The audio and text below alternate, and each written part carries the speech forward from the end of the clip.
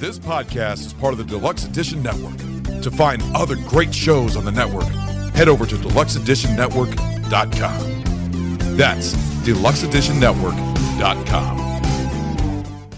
Kindness. We see it all around us.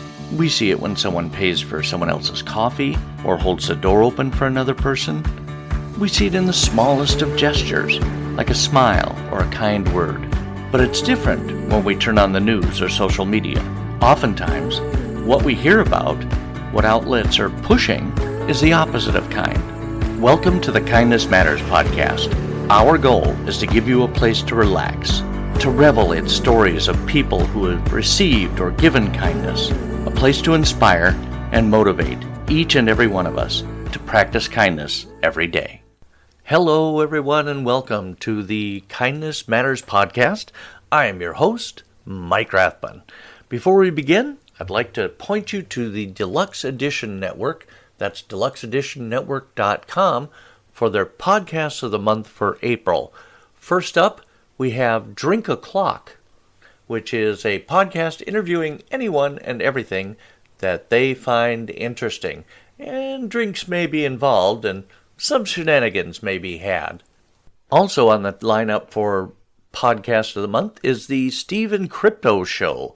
The Stephen Crypto Show is a Rondo Award-nominated podcast that covers pop culture and horror, featuring great interviews, conversations, and special segments with creators and entertainers from all mediums, while keeping a sense of humor. And last, but certainly not least, is Quad Pro Quo. It's a weekly film podcast inspired by the quid pro quo scene in Silence of the Lambs, hosted by two couples who also happen to be friends and live next door to each other. New episodes drop every Thursday wherever you listen to your podcasts. Also, don't forget to check out the show notes in this and every episode to find details on my partnership with Sunday Scaries, a CBD company, and Coffee Bros, which, of course, sells coffee. Both of those organizations are fantastic. I've used both of their products, and they are absolutely amazing. You can check out those links in the show notes, and you'll find keywords to use at checkout for a discount. Now, let's get into the show. Hey, everybody. Welcome to the Kindness Matters podcast. And today, I have a really cool guest for you. He is the author of multiple children's books that just tell such a fantastic story, and it's all about kindness and tradition and family. And without further ado, I give you Mr. Todd Zimmerman. Hi, Todd. Hey, Mike. How are you today? I am fantastic. It's gloomy, but, you know, I've got your amazing background, and nobody will see it because this is an audio-only podcast, but I've got, and that brightens up my whole day. So, you are the author of a book. Well, it's not just one book, but for the time being, a book called Oliver the Ornament, and it basically is a story about a broken little ornament who I don't even know how to do that. Talk to me about Oliver and where did Oliver come from, and what made you decide to write a book for kids about him? Well, it's a really funny, interesting kind of chain of events that occurred. So it was 4 days before Christmas 10 years ago, and I was decorating a Christmas tree. I was hanging literally the last of 200 ornaments on the tree. Somebody came up to me and said, "You don't have to hang every ornament on the tree." And I just thought, well, thanks for telling me now that I've hung 199. But instead, I looked at them and I said, well, what am I going to do with this? Put him in the attic, and then he's going to miss out on all the fun this Christmas. And all the other ornaments are going to go back in the attic in January, and they're going to make fun of this ornament because he missed out on all the fun. And, well, there I had it. The light went on in my mind about an ornament that gets left behind in the attic. So for 4 days, my wheels are spinning. My background is business, marketing, advertising. So I'm just thinking what a great business this could be, what a great story it could be. But I didn't know what the story was. And By the grace of God, 4:00 Christmas morning, 4 days later, I woke up and the story came to my mind. I went down to my mom's computer, and 45 minutes later, the story was written. Wow. And it's all about, and I don't want to give this away, because anybody who's, you really need to get these books and make them. And yes, I know it's probably April by the time this comes out. Well, it is April. And maybe you think it's a little too early to be talking about Christmas, but family traditions are so important. And everybody's got their traditions for Christmas, right? And maybe yours involve reading, 'Twas the Night Before Christmas to your kids. But really, you should consider adding this series of books, because now there are 6 out, right? Right. So And there's the a total of 7th 7. one, the final one, is coming out this December. This October it comes out. So there's 7 books in the series. Each of the books tells how the different ornaments enter the family's collection, while also teaching kids really important messages like kindness and friendship and determination. The first book starts Thanksgiving night, and then the last book will end Christmas morning, with every book ending with this really exciting cliffhanger. So really, Mike, the way to think about it is these 7 books are 7 chapters in one family's entire Christmas season. Yeah, absolutely. And I love how you even teach inclusion when Holly's friend Ruthie, who happens to be Jewish, and Holly tells her mom that they should get a menorah. Right. And then you introduce the character Nora. Nora the menorah. Right. Did you have so much fun making up those names? Oh, I had a blast, Nick. Well, and then I knew I was going to do a menorah character, and I didn't know what her name was going to be. I have a lot of friends who are Jewish. I have a lot of friends that have multi-faith families, and I wanted to show that children that, hey, this is the way society is today. So I knew I was going to have this character named that it was a menorah, but I didn't know what her name was. And I was out with friends for lunch, and our server came up to us, and she has a name tag on, and her name was Nora. And I said, "That's it. That is the name of my character." And so the waitress at the restaurant that we were at, she inspired me with her own name. That's fantastic. It's me, Nora. Yeah, Nora. it's like that. That's so cool, and you've got a fire truck named Edsel. Yep. And there's Norb, the German singer, and his friend Teddy. Yes. So there's a total of 11 characters. So in each book, through the use of flashback, because you've read them, you tell the children and their families how the different ornaments enter the family's collection, because every ornament tells a story.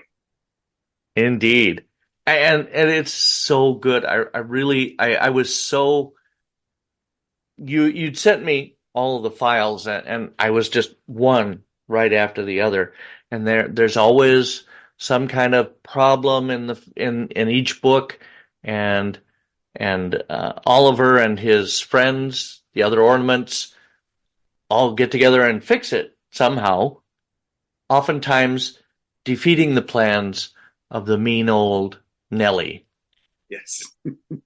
Yes, we introduced a character in the second book. Okay. In every children's book, as we know, there's a villain. There has to be a villain in every. There has to be. And I wrote the second book, and after I was done with it, there was something gnawing at me that was wrong with it, and I didn't know what it was. And several weeks later, it occurred to me that the villains from the first book had redeemed themselves, and I couldn't very well make them bad again because the kids fell in love with them in the first book. Sure. So I introduced a new character. Her name is Nellie. She is a donkey, or she's an ornament of a donkey. She was left behind in the attic decades and decades and decades ago. And this Christmas, Nellie has snapped. And she is determined to ruin Christmas for the ornaments, for the family, and ultimately everyone in the whole wide world. But Oliver even though he has a broken arm and can't do certain things, because he has such a kind heart, he's always able to overcome all odds and save the day and help the family and help the other ornaments. Yeah. Yeah, and that's what I love about it. And now, am I understanding correctly as I'm reading these, the parents don't know, mom and dad don't know that the ornaments can talk? You'll have to wait until the 7th book. Okay. That's a very perceptive question of yours. And I can't wait for you to read the last of the 7th book to find out if, in fact, the parents could or could not, did or did not know that the ornaments came to life. Now I can't wait. And then, so this is, every year you came out with a new book. Did you write them during the year following? Or, I mean, you'd put out one book and then you spent the next 8-9 months writing another one? How did that work out? Another good question. It was different for each one. Typically what I did was, after I was done with the first one, when that came out, then I'd write the second one. So typically I would write one book a year. Sometimes It would take me a week to write it. Sometimes it would take me 3 months to write it. But the process is the process, right? The process is the process, exactly. So what I did do, though, was with this, when I started writing the 6th book, I knew that I had to answer. We create a lot of questions. There's a lot of background and a lot of loose ends that need to be tied up. So I really had to write the 6th and 7th book together in tandem. Oh, okay. So that's how I wrote the last 2 books, because there's a lot of mysteries. A lot of people have told me Oliver the Ornament series is kind of like Rudolph the Red-Nosed Reindeer meets Scooby-Doo. So you've got this big mystery of where Nellie came from, and the ornaments are kind of like Scooby-Doo and all his friends. They're trying to get to the bottom of the mystery of where Nellie came from. And, but then, woven in there is the traditional Christmas message of just warmth and family time. So it's a sweet story. Now that you mentioned Scooby-Doo, I think I'm going to be a little disappointed if at the end of the 7th book, Nellie doesn't say something to the effect of, and I'd have gotten away with it if it hadn't been for your dog and your meddling kids.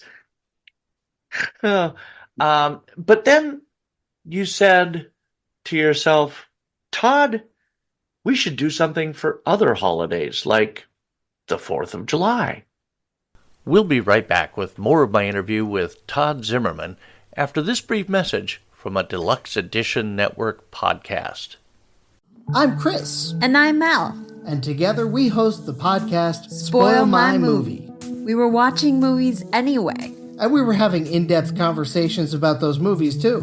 So we decided to share our thoughts with the world. You can expect me to gripe about inaccurate details like supposedly cold weather, but you can't see anyone's breath. And you can expect me to be totally adorable, but also psychologically deep. And by the end of each episode, we'll provide our respective ratings, using a rating scale custom tailored to the movie in question. Check us out wherever you get your podcasts. We're everywhere. We're actually behind you right now. How did that come about?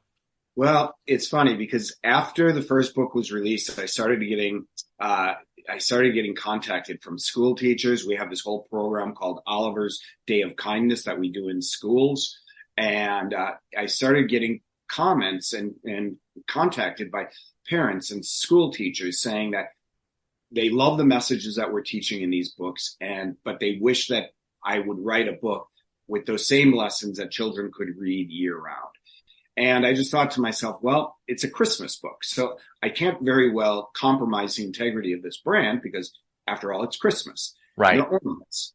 So several days before the 4th of July, this was 4 years ago, I was in my attic and I was getting all the flags out to put in our front yard. And I glance over at my ornament boxes. And again, the light went on in my mind. So the story of Oliver Doodle Dandy, I'll just hold it up for those that are watching. All right. Dandy is right there. So it's summertime now, and Henry and Holly are going to the attic to fetch their flags for their 4th of July parade, picnic that the family has. And they're shocked when they get to the attic because all the friends that they met last Christmas have now again come to life, and they're all dressed in patriotic costumes, preparing for their own 4th of July parade. And Henry and Holly don't understand what the big deal is. They think the 4th of July is just parades and fireworks. Right. And each of the character teaches them that, oh no, that's what happens on the 4th of July. That's not why we celebrate the 4th of July. So then the ornaments start telling them about great leaders that we've had, about inspirational presidents we've had, the beauty of our country, the freedoms that we have, the accomplishments and inventions of Americans. And by the end of the story, the children realize that in this country, they can accomplish anything they set their mind to.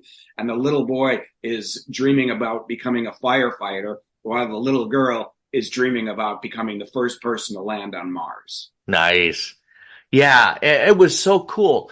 And that was, there was a little commentary in there about screen time, I think. Yes, there is. Yep. And that was perfect because I don't know a parent alive who hasn't dealt with that, right? Right. But these would all be great just by themselves. Just the book and the ornaments that go along with all the books.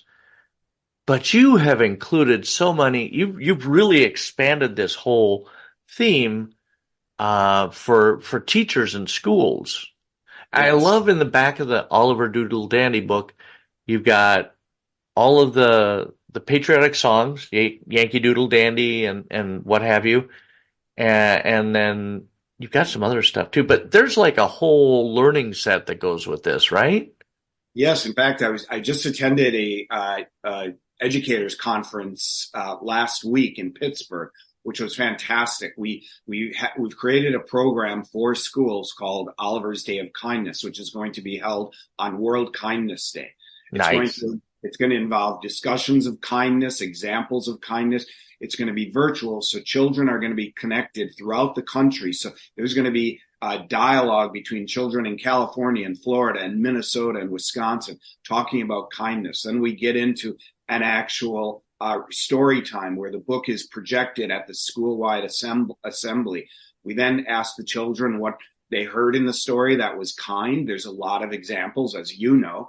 And then we have time for Q&A. I do a Q&A with the kids. And that is always really fun because it's inspirational for the children, because there's children in every classroom that aspire to be a writer. And my message to them is I had no background in doing what I was doing and what I'm doing today whatsoever. I just had an idea and I followed through with it, and I ended up at the White House as a result of it.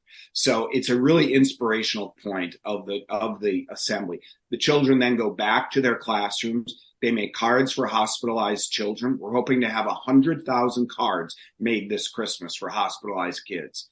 Holy cow. Yeah, then we're going to have a kindness coloring contest where all the children are going to create a piece of art that will be uploaded to our site and voted on, and there'll be national winners. The kids then fill out a pledge of kindness, and they get a certificate of completion, and then they go back to reading or math or whatever the studies they're going to get back to. But it's not over just yet, because when the bell rings and the teachers are excusing each of the children, the teacher is going to surprise them with a digital copy of Oliver the Ornament for each of the children. So on World Kindness Day, we're going to be doing that program. So that's holy cow! Wow, and that'll be just after the 7th book comes out this year, right? Yes. I think World Kindness Day is November 13th. November 13th, exactly. And the 7th book comes out either October 12th or October 19th. We're picking the date as we speak. Flip a coin. Yeah. That's just going to sound weird. That is so cool. And you ended up at the White House. Yes. My mom was really involved with my business. She loved every aspect of the business. In fact, the angel in the story, Marley, is named after my mom. Oh. And she called me in January of 2018, and she said, "You need to get the book in the hands of the First Lady." And I said, "Why is that, Mom?" And she said, "Well, because she has this Be Best initiative, which is meant to combat bullying. And Right. if you could get it in her hands, it could change the trajectory of your business." So I wrote down on my list of things to do, First Lady outreach. And sadly, my mom passed away 6 weeks later, very, very suddenly. Oh. And so I had it written down. And in August of that year, I'm looking at my list of things to do, and I see First Lady outreach. And I think that was my mom's idea. I've got to do it. So I sent her chief of staff a copy of Oliver the Ornament. And I said, I really admired what they were doing to combat bullying. And I, too, was trying to do my part in that. Didn't ask for anything at all. In October, I received an email from the White House saying that the First Lady, well, first I thought it was a prank. I thought it was spam. I thought it, Which one of my friends did this? Yeah, exactly. Well, how often is it you get an email from the White House? Not too. So when I realized it wasn't, they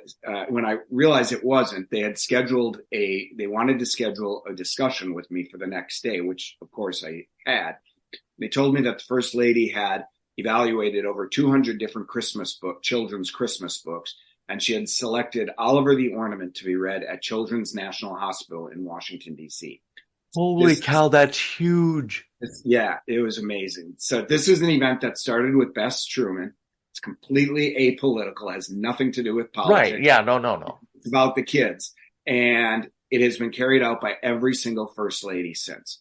So through my mom's inspiration, my book was then read by the First Lady in 2018. In 2019, we were contacted once again. That's when we released Oliver the Ornament Meets Belle, the second book in our series. Okay, yep. And we were told that in 2019 that the First Lady had evaluated 250 different Christmas books for kids, and she had selected my second book. She wanted to continue the tradition. And then in 2020, we were contacted saying that this year the First Lady decided not to evaluate any Christmas books whatsoever. She wanted to continue with Oliver the Ornament, and she read the third book, which ironically is Oliver the Ornament Meets Marley, Joan, and Abby. So I'm sitting next to the First Lady. Oh my gosh. And she's reading my mom's name in front of, all the hospitalized children. It was, I know I've told the story so many times. I would imagine. And I still get chills telling the story. So wow. So I'm the first author, and I say this very, very humbly. I'm the first author in American history that's had more than one book read at this event. So wow. It was so, and subsequently we got invited to the White House Christmas party and met the president, and all because the inspiration and the encouragement of my mom. And my dad would have done the same thing had he been alive, but they always taught us you can just achieve anything. There's nothing that is not achievable if you put your mind to it. Well, that probably is where your message in the Oliver Doodle Dandy came from, huh? Yep, exactly. Wow, that is so cool. I absolutely cannot wait for your... Now, are you going to wrap up the series? I don't want to give any spoilers away. I'm asking you questions that might put you on the spot. No, you've already decided it's your final book for Oliver the Ornament. Yes. So Oliver the Ornament gets wrapped up. Everything gets wrapped up. All the mysteries are solved. We know where all the ornaments came from. I will tell you. I'll give you a little. I'll give your audience a little preview. So the last book is going to be sold as a gift set again. Okay. But there's a surprise ornament. See, special surprise hand-painted ornament inside. So the children are going to open up the box. Here, I've got to get this. They're going to open up the box, and they're going to think they're going to see the ornament right away. Sure. But they're not. The ornament is going to be placed upside down, and we tell the children, do not open the ornament until you've read the book. Oh. So, and the last book is a pretty long book. It's really kind of a 2-in-1 book. It has part 1 in the last book, Part 1 is Christmas Eve, and part 2 is Christmas Day. So the way families are doing the Oliver the Ornament series is they read the first book on Thanksgiving night. Then when they have their tree up, they hang Oliver on. Then the next week, they read the second book, which is Oliver the Ornament meets Belle. And then they hang Belle on the tree. Oh, I get it. And then a few days later, they read the third book. And ultimately, they'll read the seventh book on Christmas Eve and Christmas morning, concluding the whole series. And on Christmas morning, they'll hang the last ornament on their tree. Wow, that is so cool, Todd. And again, I can't stress enough how this message that Oliver, through Oliver, puts out about kindness and generosity and family and traditions is so cool, and I just absolutely love it, and I wish you the best luck. Where do you go from here? Have you even thought about it? Well, we are working right now. I'm working with a studio in Los Angeles about the potential of the creation of a 7-episode animated Christmas special. So I'm excited about that. I don't believe there has been a quality children's Christmas animated special created since 1970 when Santa Claus is Coming to Town came out. Yeah. We had a string from 1964 when with Charlie Brown came out. Rudolph was the first one. And then in the next 6 years, then we had Charlie Brown and we had Frosty. The Grinch. And we had the Grinch. And then Santa Claus is Coming to Town. It's been almost 60 years since there has been a quality kids Christmas special. We're due. We are due. And with the grace of God, we will be having 7 of those, 7 separate episodes. Coming soon to Netflix. Hopefully so. That was a really kind of menacing voice. I shouldn't have done that way. Coming soon to Netflix. That would be great. And I appreciate you so much, Todd. I appreciate the work that you do, and this book series is so amazing. And thank you for spending a little time with me today. Hey, thank you for having me. And for any people who are interested in the series, if you can go to olivertheornament.com to pick up any of the copies of the book. You want to read the books in order, so you wouldn't want to read the. Oh yeah, having read them, or at least some of them, I can tell you don't want to read them out of order because that'll mess everything up. And put in the discount code kindness, and you'll get 10%. You'll get 10% off your purchase. Ooh, this will be in the show notes. There'll be a link to the website, and also thank you so much for adding that. Kindness 10%. I love it. Todd, thank you again for taking the time. I really appreciate it, and best of luck to you guys. Thanks so much, Mike. We'll talk soon. Take care. What a fantastic conversation with Todd Zimmerman. I love the books. I love the message of all the books. And, he probably could have just stopped at writing a children's book for Christmas or even 7, but to take it even further with the Oliver Doodle Dandy and the Day of Kindness, I think is just freaking amazing. And I'm so honored to have had the time to spend a few minutes with him. Make sure to check out those show notes for all the links to Todd's website, and make sure to enter kindness for 10% discount on anything you buy over there. And speaking of discounts, also make sure to check out the show notes for my partnership with Coffee Bros and Sunday Scaries CBD gummies. Those also involve a discount if you put in the right words. Those words and those links are all in the show notes. And that will do it for another episode of the Kindness Matters podcast. I hope you were inspired. I hope you were motivated. I hope you took something away from this or just left with a smile. That's my goal for every single episode. We will be back next week with another episode. But in the meantime, be that person who roots for others, who tells a stranger they look amazing and encourages others to believe in themselves and their dreams. You've been listening to the Kindness Matters podcast. I am your host, Mike Rathbun. Have a fantastic week.